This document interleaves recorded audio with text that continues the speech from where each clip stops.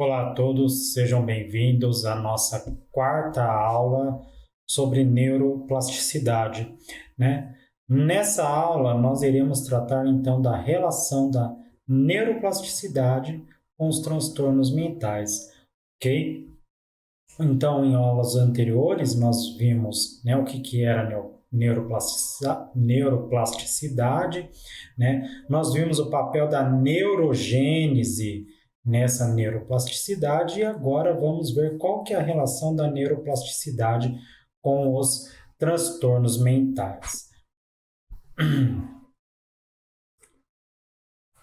Bem, primeiro de tudo, o que seria um transtorno mental, né? O que são transtornos mentais, né? De maneira geral, o transtorno mental é alguma alteração da mente que repercute cronicamente na qualidade de vida do indivíduo.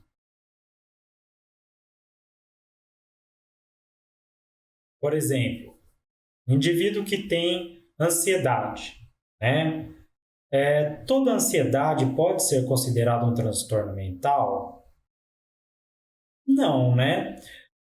Você tem ansiedades que são consideradas normais, tá? Níveis de ansiedades, né, que são considerados normais, né? É uma ansiedade que a gente pode dizer uma ansiedade fisiológica. Por exemplo, quando o professor marca a data da prova, né? Quando alguém te manda uma mensagem pelo WhatsApp falando, olha, tem uma coisa muito importante para falar com você, mas agora não dá para eu falar, eu falo mais tarde, né? Ou quando você fica esperando a resposta de uma entrevista de emprego, por exemplo, tá? Então, notem, né? Em todos esses casos, você tem uma sensação de ansiedade, né? Só que notem que há um contexto específico causando essa ansiedade, né? Então ela foi causada, né, na expectativa de uma prova que estaria por vir, né? Na expectativa de saber o seu amigo ou amiga queria te falar, né? Na expectativa de se vai conseguir ou não um emprego, ok? Então, você tem um contexto, tá? Que pode vir a causar uma ansiedade. Até mesmo eu, né? Que já dou aulas há algum tempo, eu sinto também uma ansiedade toda vez que vou dar aula, né? Até mesmo agora, falando aqui com vocês, dando essa aula, mesmo não tendo ninguém à minha volta, né? Você cria uma ansiedade, você cria uma expectativa, né? Por quê? Porque você está se preparando, querendo, né? Algo bom, dar uma boa aula, ministrar uma boa aula, esperando, né? Que quem está me ouvindo do outro lado da tela esteja gostando dessa aula, né? Então, isso também gera uma ansiedade no professor, né? Dos próprios alunos, quando eu estou numa sala de aula, né? Você não sabe, às vezes você fica lá, o professor fica lá pensando o que será que os alunos vão achar da minha aula, o que será que eles podem perguntar, o que será que eu posso falar para eles, né? Todas essas coisas geram uma ansiedade fisiológica, pois ela está dentro de um contexto, né? Ah, então, isso, né, pessoal, isso é absolutamente normal. Então, essa ansiedade, ela cria uma motivação, né, para que eu faça algo, né? Isso é importante do ponto de vista evolutivo, né? Pois isso faz com que eu vá, né, atrás de comida, né, atrás de um parceiro para a reprodução, né? Ah,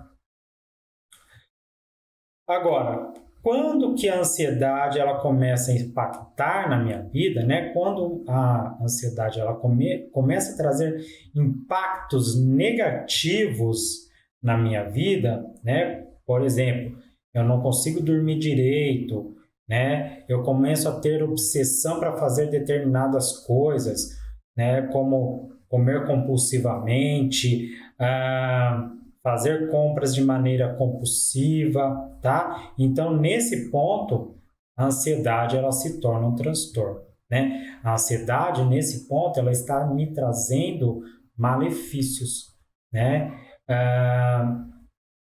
Ela está me trazendo recompensas que não são benéficas para mim, tá? Então, nesse ponto, nós vamos ter a ansiedade.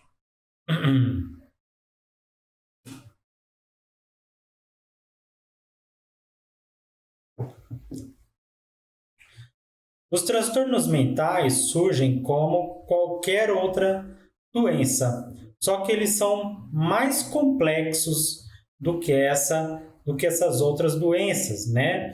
Como, por exemplo, a diabetes, né? A hipertensão. Por que as doenças que acometem, né, os transtornos mentais, eles são mais complexos? Porque o cérebro é uma estrutura mais complexa, né? E aí, sendo uma estrutura mais complexa, qualquer pequena alteração que eu faço, né, pode causar uma mudança indesejada no meu sistema nervoso, tá? Por exemplo, alterações nos níveis de neurotransmissores em determinadas áreas do cérebro. Pode levar a esquizofrenia, depressão, ansiedade, dependência a drogas, tá? Entre outras doenças, ok? Ou seja, pequenas alterações em neurotransmissores geram grandes alterações mentais, né? Outro exemplo, nós temos a liberação do neurotransmissor dopamina, tá? Em 4 regiões do cérebro, tá? Uma dessas regiões é a chamada de substância negra, ok? Onde é liberado pequenas porções de dopamina nessa substância negra. Está muito relacionada aos movimentos, controle dos movimentos, tá? Se eu tiro a dopamina dessa substância negra, né, eu vou ter uma doença chamada de doença de Parkinson, ok? Uma doença muito incapacitante, muito debilitante, né? Onde o indivíduo vai apresentar bradicinesia, tá? Que é lentificação dos reflexos e movimentos do corpo, acinesia, né? Que é uma dificuldade em iniciar e manter os movimentos, tá? Tremores, ok? Entre outros sintomas. Tudo isso causado por quê?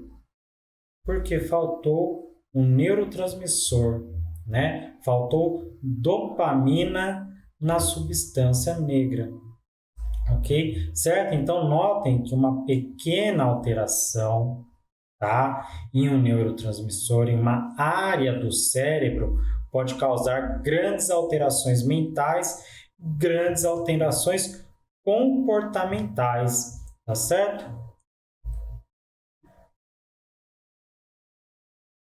Bem, já sabemos que o cérebro humano ele é formado por redes complexas, tá? De regiões que estão conectadas tanto de maneira estrutural como funcional, de modo que a função cerebral ela surge em decorrência da organização do cérebro como um todo, né?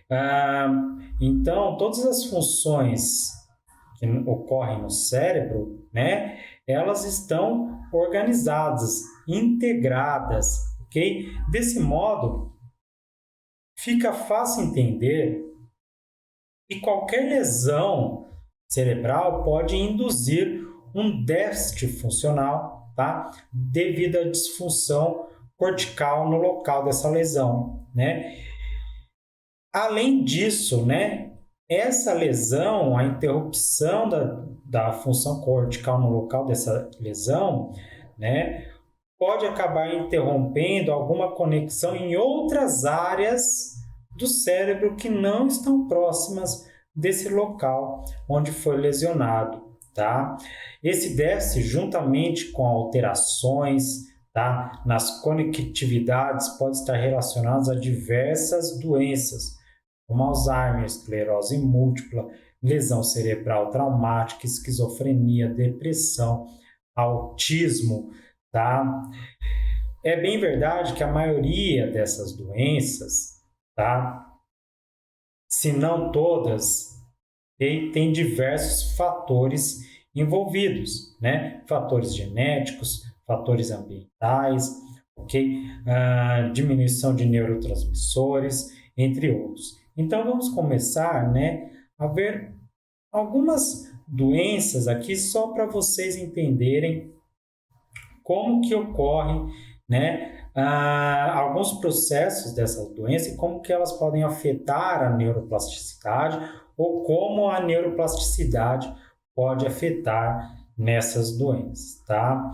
É claro que eu não vou falar aqui em grandes detalhes para vocês, né, de cada doença, pois esse não é o objetivo da aula, tá? Há outros cursos aí no SES, ok? Que eles vão falar de maneira mais detalhada dessas doenças, tá? E aí vocês podem buscar esses outros cursos se tiverem interesse, certo? Vamos falar da doença de Alzheimer, né? Que a princípio, né? Como a doença de Alzheimer, a gente sabe que você vai ter perda de neurônio, né? Perda neuronal.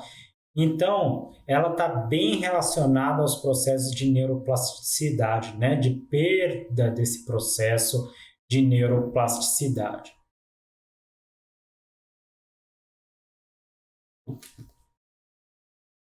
Bem, a doença de Alzheimer é uma das mais alarmantes, né? É uma demência, né? A principal demência que acomete o sistema nervoso, é uma das mais alarmantes doenças relacionadas ao processo de envelhecimento, levando à perda da identidade pessoal, né? O aumento na dependência de outras pessoas, do cuidado de outras pessoas, tá? Além de prejuízos de memória, tá? Causando amnésia, déficit de linguagem, função motora, tá? Déficit de função motora, déficit de reconhecimento, né? Ou função executiva, como memória de trabalho e resolução de problemas. Okay? Estima-se que em 2050 mais de 100 milhões de pessoas sejam acometidas pelo Alzheimer. Isso devido a dois fatores: o envelhecimento da população em geral, tá? E a falta de um tratamento farmacológico específico para a doença de Alzheimer, tá? Então, esses dois fatores, ok? Vão culminar em um aumento elevado, tá? De pessoas com Alzheimer no mundo todo, ok? Obviamente, né, que há outros fatores de risco para a doença de Alzheimer, como tabagismo, tá? Diabetes, obesidade, hipertensão, depressão, tá? Ok? Então você tem N fatores que vão levar a essa doença de Alzheimer. A doença de Alzheimer, então, ela é caracterizada pela formação do que nós chamamos de placas beta-amiloides, ok? Então, aqui, ó,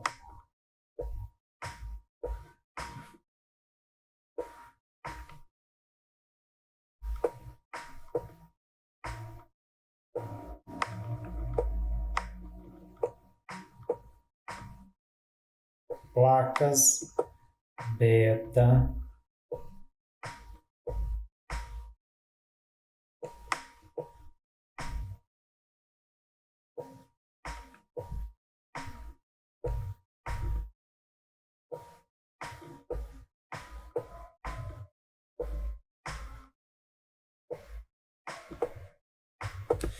tá? Então, placas beta-amiloides e emaranhados neurofibrilares, tá? No cérebro, ok? Então, essas são as duas características principais dos processos neurofisiológicos, né, neurobiológicos que acometem a doença de Alzheimer.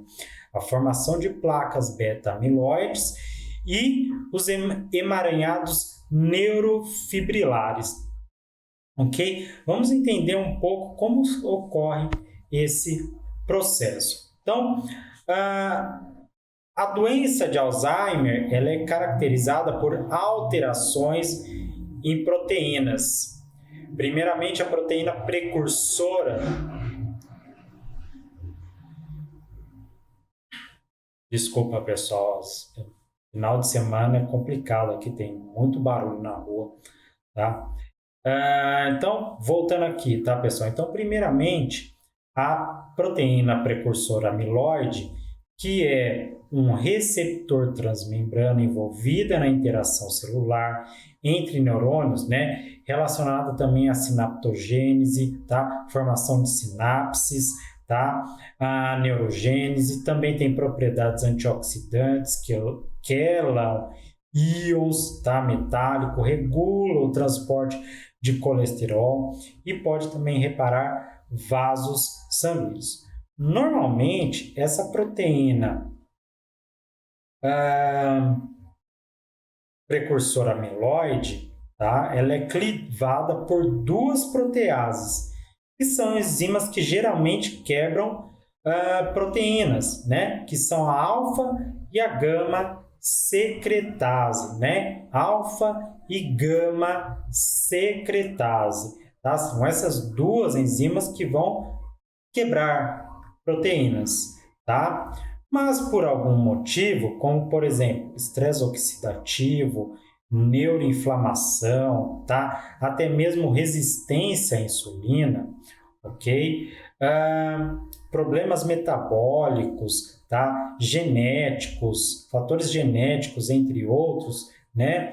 Uma outra secretase, agora a beta-secretase, tá? É ativada e começa a formar o peptídeo, né? Chamado de peptídeo anômalo, tá? Chamado peptídeo beta-amiloide. E aí você tem alguns tipos de beta-amiloide, beta-42, beta-40, né? O principal envolvido, tá? No processo aí de formação das placas amiloides é o peptídeo beta-A42, tá? Não que os outros não também participem, mas é que o principal mesmo é esse peptídeo aqui, ok? E esse peptídeo, então, ele vai começar a se juntar com outros peptídeos beta-amiloide, formando o que nós chamamos de oligômeros, tá? Que nós chamamos de oligômeros, tá? Esses oligômeros já começam a causar alterações, tá? Nas sinapses. Então, o acúmulo desses oligômeros, tá? Eles vão começar a impedir com que sinapses ocorram, tá? Então, esse é o primeiro passo do processo da doença de Alzheimer, ok? E a partir desses oligômeros são formadas as placas beta, né? Vão ser formadas as placas beta-amiloides, que nada mais são do que aglomerados cada vez maiores dos peptídeos beta-amiloide, tá? Até esse ponto, ainda não há perda neuronal. Você começa a ter perda de sinapse, tá? Mas você ainda não tem perda neuronal até esse momento, ok? Perda neuronal vai começar a ocorrer no próximo processo envolvido na doença de Alzheimer, tá? Em seguida, as placas, né? Então, aqui a placa amiloide, tá? Então, os oligômeros vão se acumulando e formando placas amiloides, elas passam a se agregar com outras moléculas, gerando respostas inflamatórias, por exemplo, né? Vai gerar diversas outras reações, ok? Ativação de micróglia, tá? Ativação de astrócitos, ok? Liberação de substâncias químicas tóxicas, como citocinas, tá? Radicais livres, e esses eventos vão finalmente causar uma cascata de hiperfosforilação no interior dos neurônios. Então, agora é um processo que vai ocorrer no interior dos neurônios, tá? Formando as proteínas chamadas de proteína tau, ok? Proteína tau, ok? Que vão converter esses microtúbulos, tá? Esses microtúbulos em emaranhados neurofibrilares, ok? Assim, a disfunção sináptica causada pela formação de placas amiloides fora dos neurônios, tá? Então, as placas amiloides são formadas fora dos neurônios, mas depois elas vão ter consequências dentro dos neurônios, ok? Juntamente com a formação desses emaranhados neurofibrilares no seu interior, vai levar à morte difusa dos neurônios, tá? Então, no processo de Alzheimer, você tem a perda de sinapses causadas pelas placas amiloides, né? E a morte de neurônios causados por esses emaranhados neurofibrilares, tá? Então aí você começa a ter perda de neurônios no cérebro, tá? De maneira difusa, não restrita a um único local. Bem, como já dito anteriormente, não existe um tratamento farmacológico eficaz, tá? Contra a doença de Alzheimer.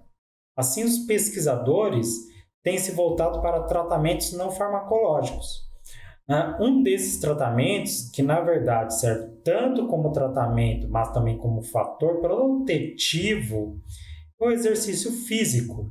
Okay? Diversas pesquisas têm demonstrado que a prática constante de exercícios físicos reduz o risco de desenvolvimento de demência em 28% e o risco de desenvolver Alzheimer em 45%.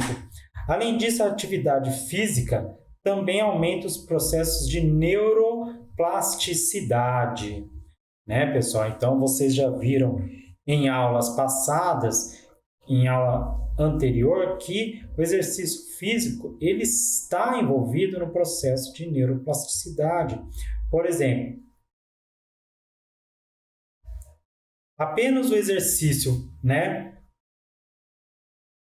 de caminhada, né, apenas o fato de você se exercitar caminhando é capaz de aumentar o volume de massa cinzenta, tá? Como vocês viram, que são os corpos celulares de neurônios, né? E em áreas como córtex frontal, córtex parietal, córtex temporal e hipocampo, né? Que é aquela área relacionada à memória, tá? Bastante prejudicada durante a doença de Alzheimer, né? Então, somente o fato de eu aumentar, de eu fazer caminhadas, né? Isso é capaz de aumentar o volume, né? Aumentar a massa cinzenta do hipocampo, por exemplo, né? Isso já serve como um fator protetivo, ok? Um outro ponto importante e que vimos na aula anterior é que o exercício físico também promove a neurogênese, tá? E que também tem um potencial protetivo, né? Melhora os processos cognitivos, lentifica o declínio cognitivo e o avanço da doença, né? Então, o fato de você promover, né, a proliferação, né, de novas células neuronais através do exercício físico, Isso ajuda a evitar, né, com que aquele indivíduo ele possa desenvolver um Alzheimer em fases mais avançadas da vida, por exemplo, né? Mas também o exercício físico também para pessoas com Alzheimer, ele ajuda a lentificar essa doença, né? Ele ajuda a lentificar o avanço, né, dos sintomas dessa doença, justamente por promover a renovação dos neurônios, né? Isso ajuda a lentificar o progresso do Alzheimer.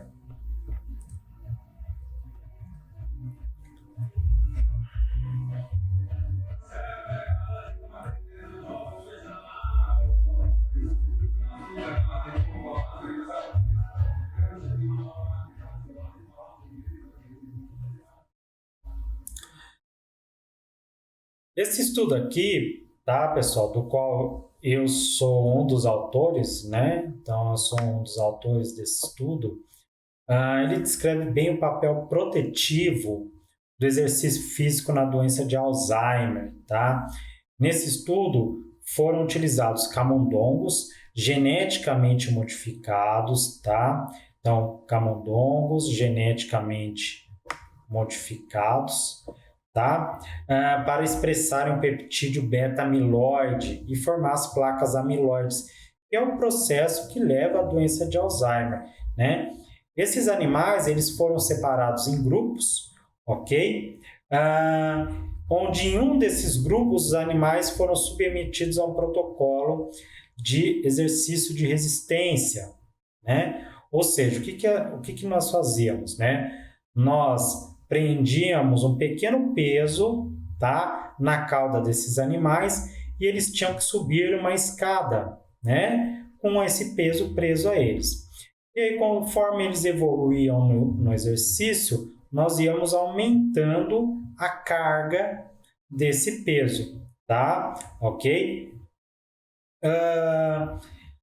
Certo? Depois, nós medimos a atividade locomotora desses animais, tá? Visto que um dos comportamentos que animais que apresentam características tipo Alzheimer é a hiperlocomoção, tá? Então, esses animais, eles se locomovem muito, ok? Como vocês podem perceber, tá?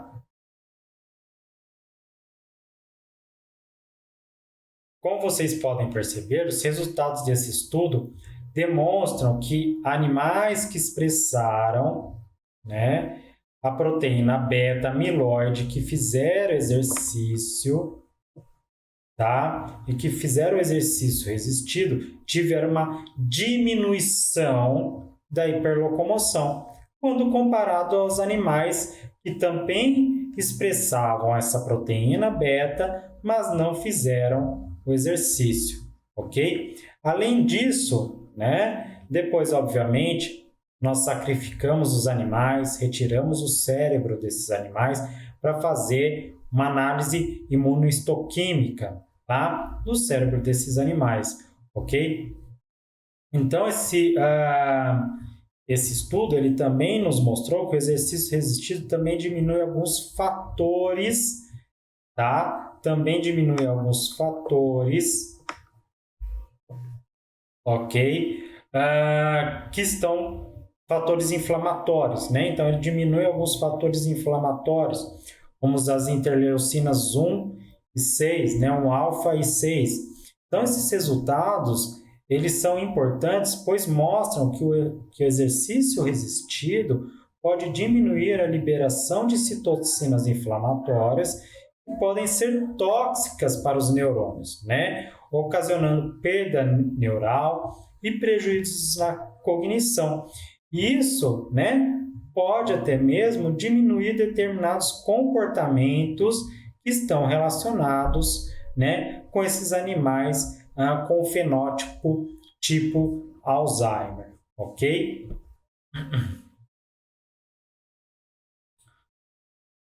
Uma outra doença, né, que também tem relação com a neuroplasticidade é a depressão.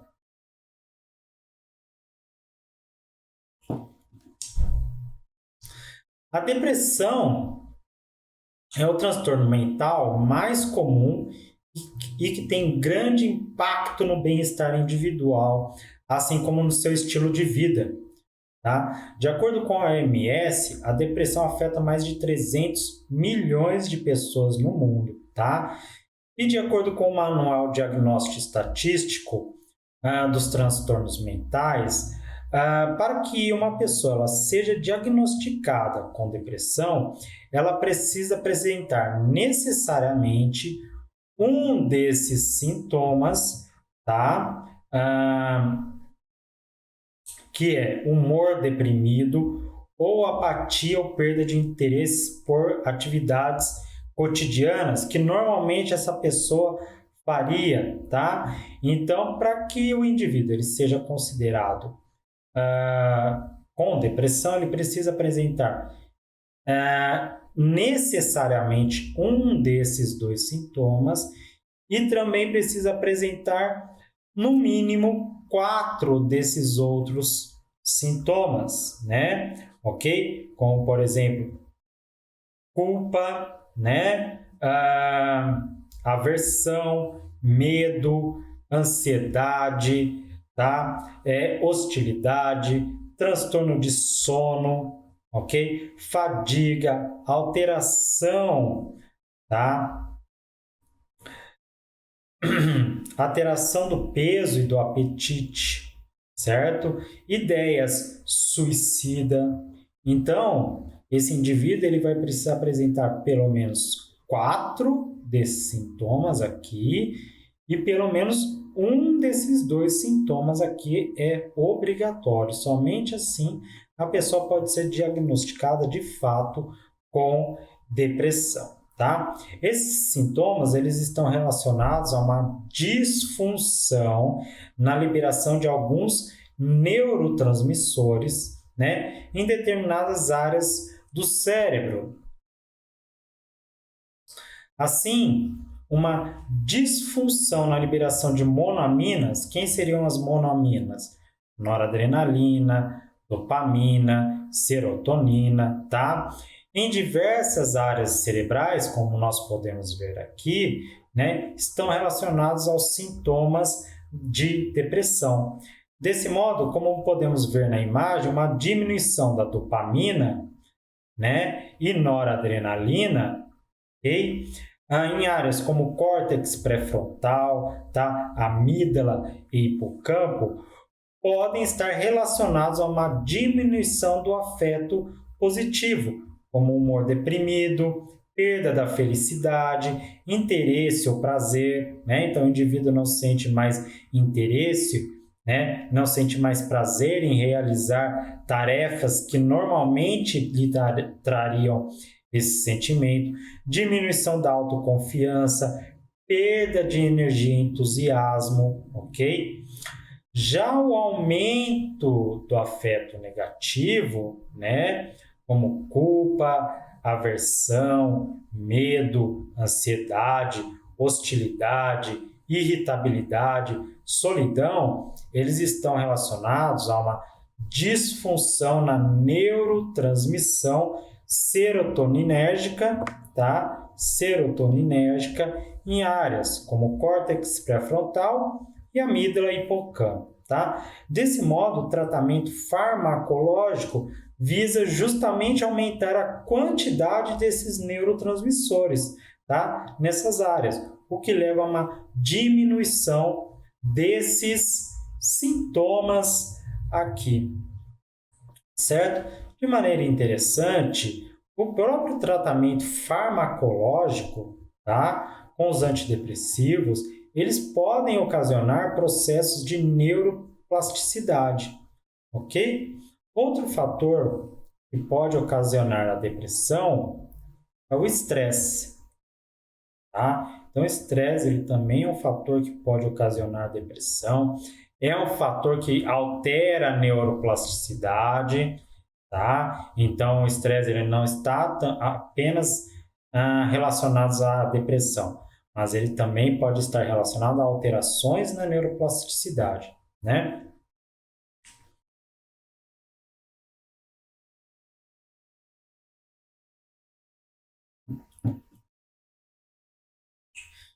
Então, o hipocampo, ele é uma região com altos níveis de receptores para o hormônio glucocorticoide, né?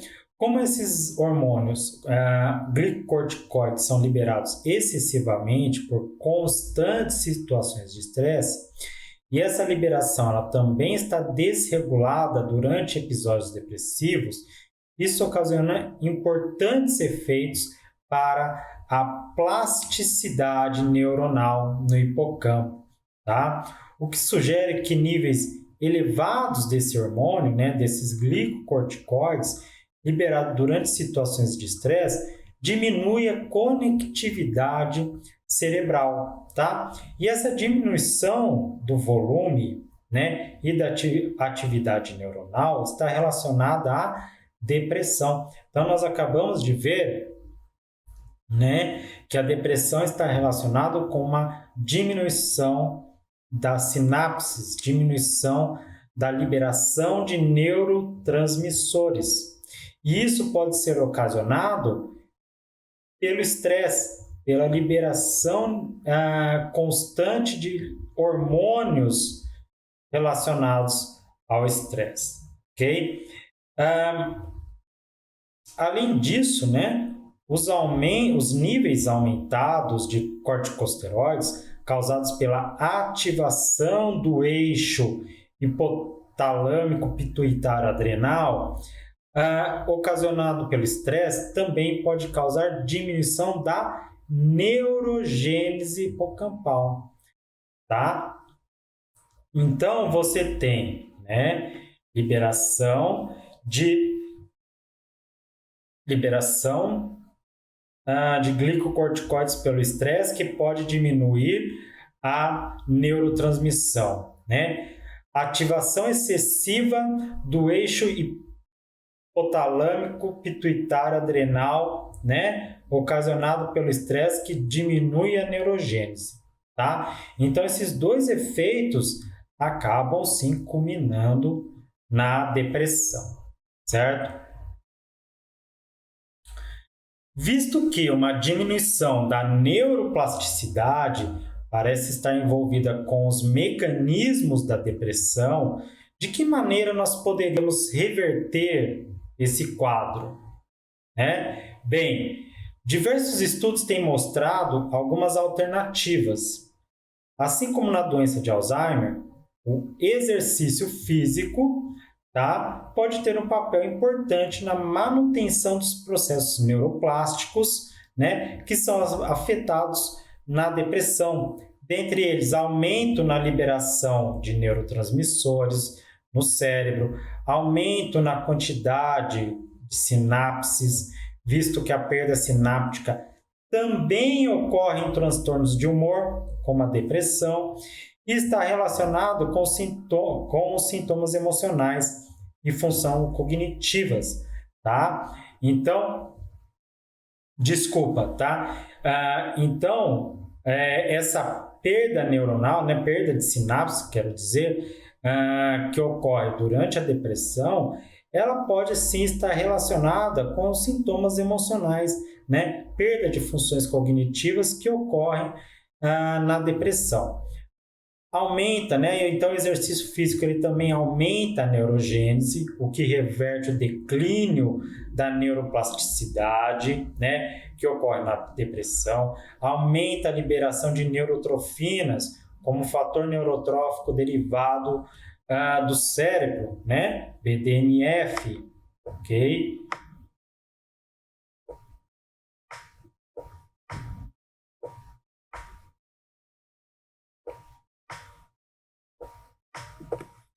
Então, fator neurotrófico derivado do cérebro, tá? Diminui a atividade do eixo HPA, né? Induzida pelo estresse, ok?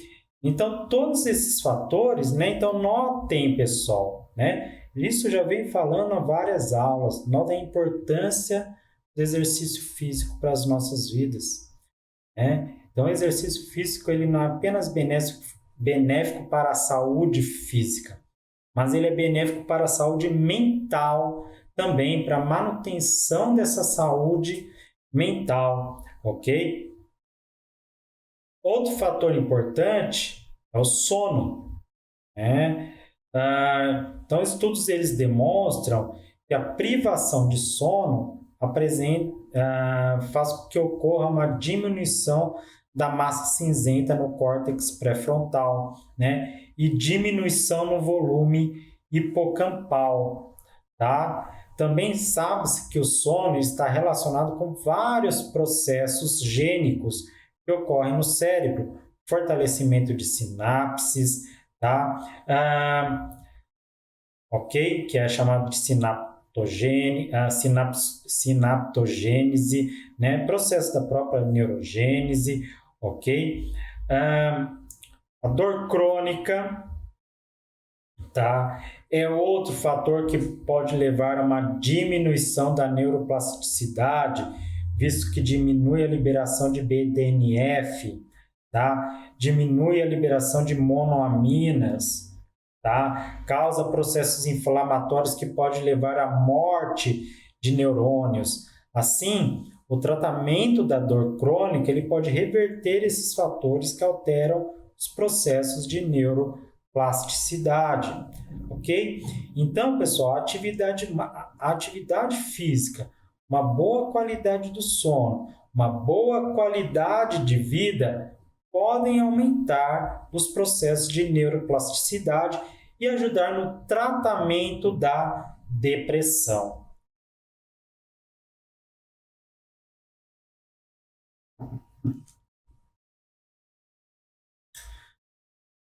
Muitas doenças, né? Além dessas doenças que eu acabei de falar para vocês, muitas outras doenças podem causar alterações na neuroplasticidade do sistema nervoso, né? Poderia ficar aqui falando aqui um bom tempo para vocês sobre essa doença, várias aulas sobre essas diversas doenças e as alterações que elas causam no sistema nervoso e na neuroplasticidade, né? Mas aqui, como o intuito não é esse, né? Só vou citar outras doenças para vocês que podem sim causar uma alteração da neuroplasticidade, como por exemplo a dependência química, né? A esclerose amiotrófica lateral, o autismo, né? Isquemia cerebral, síndrome de Down, tá? Epilepsia, esquizofrenia, Parkinson, né? Sabe até mesmo que determinados vírus podem causar essa alteração, né? Como o vírus da AIDS, ok? Sabemos já atualmente, né, que o vírus causador da Covid-19, né, o SARS-CoV-2, causa alterações no sistema nervoso, né? Você tem ali perda de olfato, perda de paladar, né? Então, esse vírus provavelmente ele está causando mudanças neuroplásticas no nosso cérebro, né? Mudanças muitas vezes que são duradouras. A pessoa fica meses sem sentir gosto, sem sentir cheiro, né? E ela vai ter que fazer um processo de fisioterapia para poder voltar a ter essas sensações, né? Então, provavelmente, nesse processo de fisioterapia, vai acontecer a renovação de certos neurônios, né? Alterações neuroplásticas de áreas que estavam desligadas e voltam a ser ligadas, né? Ok? Para que esse indivíduo ele possa então voltar a sentir essas sensações de cheiro, né? Gosto, ok? E muitas dessas doenças, elas vão ter algo em comum, tá? Que é a diminuição das chamadas LTPs. LTP, né? O que é LTP. Eu acho que eu até já falei em outras aulas para vocês da LTP, mas o que vem propriamente ser a LTP, né? Então, notem aqui, pessoal, que eu tenho aqui o hipocampo, né? O giro denteado aqui do hipocampo, tá? Então, o que são LTPs?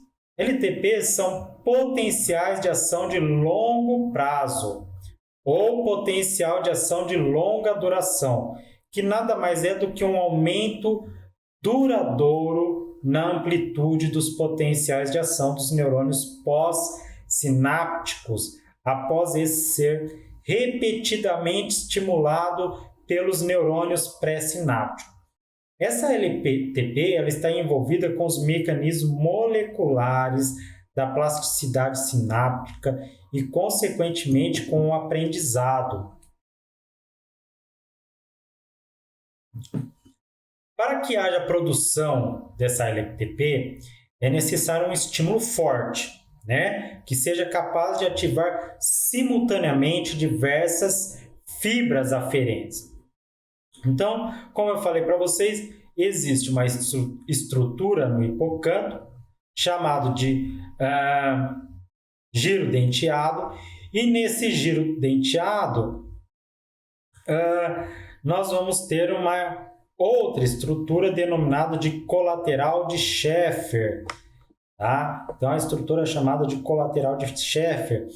Essa estrutura ela faz a comunicação entre a camada CA3 do giro denteado com a camada CA1 desse mesmo giro denteado, né? Então faz a comunicação entre as diferentes camadas do hipocampo, né? O que acontece é o seguinte: o processamento da memória ela vai começar quando estímulos chegam, né, nesses neurônios piramidais da camada CA3 e dos neurônios, né, e desses neurônios vão fazer sinapse no colateral de Scheffer e vai mandar sinais para a camada CA1, né?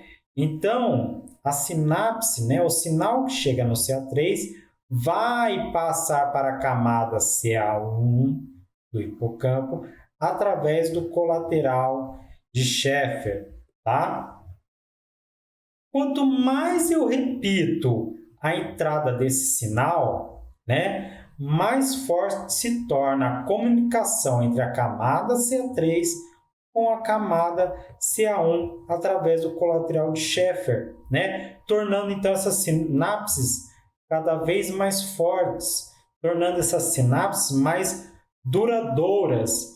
E esse processo é importante para transformar, por exemplo, memórias de curto prazo em memórias duradouras, tá? Então nós podemos dizer o seguinte: uma memória, né? Prestem atenção, uma memória é uma facilitação entre duas sinapses, tá?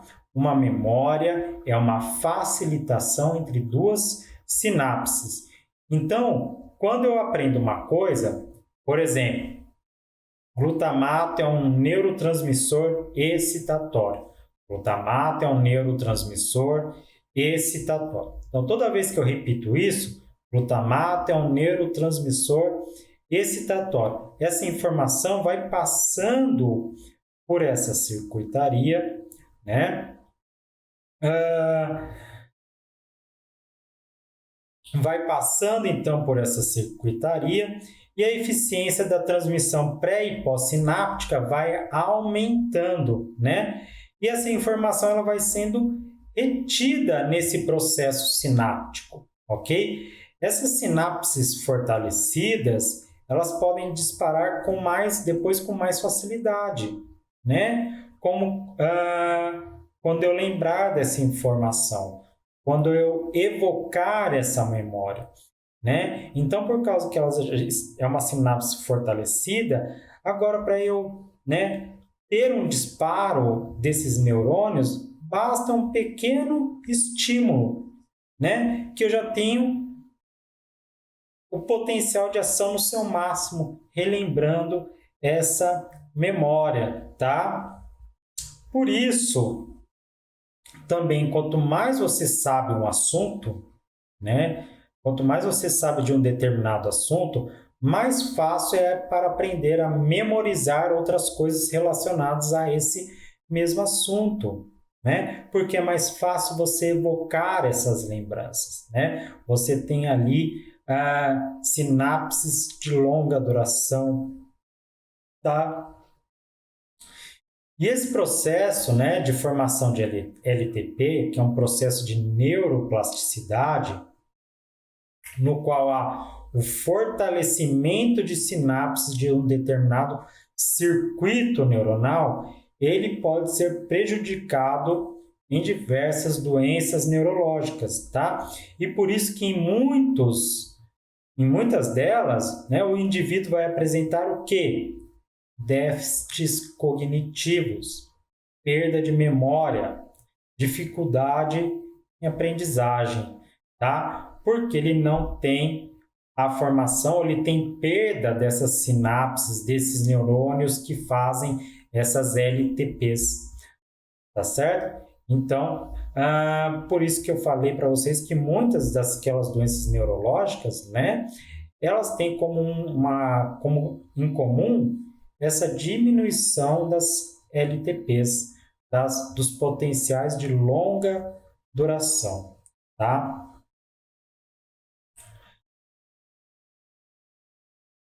Interessantemente, né, pode-se pensar, né, em terapias que aumentem os processos de neuroplasticidade cerebral, né, para o tratamento de algumas doenças neurológicas. Então, para muitas doenças neurológicas, nós temos o tratamento farmacológico, tá? Que aumentam a liberação de neurotransmissores, como os antidepressivos, tá? E esses mesmos fármacos, tá? Eles podem ter um potencial para alterar a neuroplasticidade de maneira benéfica ao cérebro. A atividade física, tá? Já falada tantas vezes nessa aula, né? Que vocês viram como a atividade física é benéfica para o bem-estar do cérebro, para os processos de neuroplasticidade, né? Não só atividade física é importante, como atividade intelectual, tá? Como leitura, discussão em grupo, tá? Soluções de quebra-cabeças, soluções de problemas, aprender a tocar um novo instrumento, né? Ok? São todas atividades pró-cognitivas. Uso de meditação, né? Ok? Então, a meditação, ela é importante para a neuroplasticidade, tanto funcional como estrutural, de várias áreas do cérebro, tá? Além de aumentar a neurogênese, né? Diminuir o cortisol liberado durante o estresse. Eu falei para vocês em aula anterior, né? Que a meditação tem sido utilizada, né, para tratamento da depressão, né, por aumentar a neuroplasticidade em determinadas áreas do cérebro, ok? A alimentação, ok? É outro fator importante. Por exemplo, consumo de curcuma, né? Pode facilitar a neurogênese no giro denteado, inibir a formação de oligômeros e das placas amiloides. Outra substância importante, o resveratrol, tá? Resveratrol, encontrado no vinho, tá? Também é importante para a proteção neuronal e processos de neuroplasticidade. Uso de estimulação não invasiva, tá? Uso de estimulação não invasiva, como a estimulação magnética transcranial.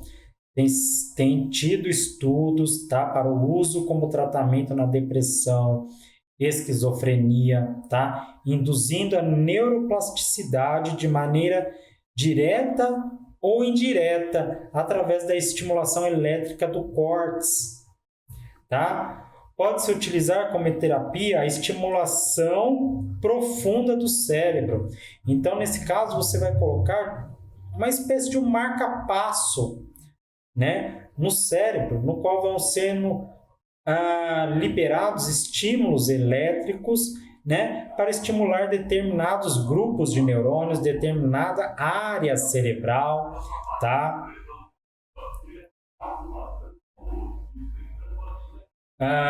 Então, seu uso ele tem sido estudado, né, para o tratamento em transtornos do humor, ansiedade, tá? Na doença de Parkinson e no transtorno compulsivo obsessivo. Então, pessoal, há uma série, né, de maneiras de se evitar com que ocorra perda de neurônio, né, alteração na neuroplasticidade,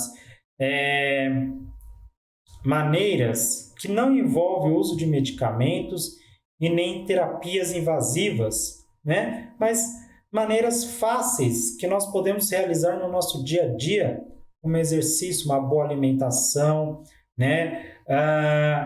Leitura de um livro, tudo isso facilita a neuroplasticidade, forma novas conexões no cérebro, facilita o processo de neurogênese, formação de novos neurônios, e tudo isso é importante para facilitar, né, todos os processos neuronais e diminuir, né, ou servir como proteção contra possíveis doenças neurológicas, doenças que acabam afetando o sistema nervoso central, ok? Então, pessoal, queria agradecer, né, a vocês por terem assistido esse curso, né? Foi um grande prazer ter administrado esse curso de neuroplasticidade, um desafio de uma certa maneira para mim, né? Porque não é uma área que eu estou tão acostumado assim a falar sobre esse assunto, né? Eu espero que vocês tenham gostado desse curso, que possam ter aproveitado ele, tá certo? E aí, eu espero vocês em uma nova oportunidade, em um novo curso. Até lá, pessoal!